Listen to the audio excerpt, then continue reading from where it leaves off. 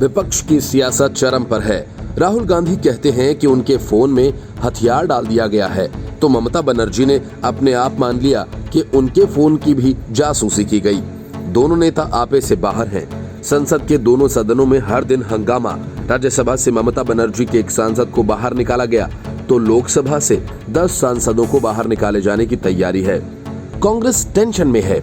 अधीर रंजन चौधरी ओम बिड़ला के दफ्तर में जाकर अनुनय विनय कर रहे हैं कि इस बार सबको माफ कर दीजिए, लेकिन संसद से बाहर निकलते ही कांग्रेस का वही रवैया। असल में ममता बनर्जी और राहुल गांधी दोनों में सबसे ज्यादा हंगामा खड़ा करने की होड़ सी मची हुई है। इसके पीछे विपक्ष का चेहरा बनने की लड़ाई है। ममता बनर्जी का नाम पेगासस मामले में किसी लिस्ट में नहीं है और न उनकी पार्टी के किसी नेता का। राहुल गांधी आपे से बाहर हैं, लेकिन अब तक ये तय नहीं हुआ कि पेगासस को लेकर जो लिस्ट कही और बताई जा रही है उसमें कुछ सच्चाई है या फिर ये सब एक सियासी स्टंट है। यही वजह है कि बीजेपी ने राहुल गांधी पर करारा हमला किया। बीजेपी के राष्ट्रीय प्रवक्ता संबित पात्रा ने कांग्रेस पार्टी के नेता और वायनाड से सांसद राहुल गांधी पर तंज कसते हुए कहा कि उनके जैसे शख्स की जासूसी कोई क्यों करेगा जो कांग्रेस पार्टी चलाने में भी असफल है। पात्रा ने पेगासस विवाद को विपक्ष का गलत उद्देश्य करार देते हुए आरोप लगाया कि कोविड महामारी से अधिक इस प्रकरण को महत्ता देकर विपक्षी पार्टियां लोगों की जिंदगी से खिलवाड़ कर रही हैं। उन्होंने ये भी कहा कि प्रधानमंत्री नरेंद्र मोदी द्वारा बुलाए गए सभी अहम बैठकों का कांग्रेस पार्टी ने बहिष्कार किया।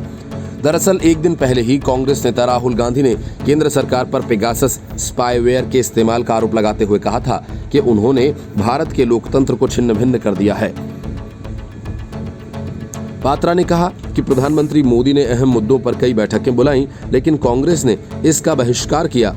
राहुल गांधी कह रहे हैं कि हमारे लिए पेगासस महत्वपूर्ण है, कोविड नहीं।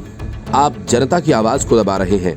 उन्होंने आगे कहा, यदि उनके फोन में ऐसा उपकरण है तो अब तक शिकायत क्यों दर्ज नहीं कराई गई?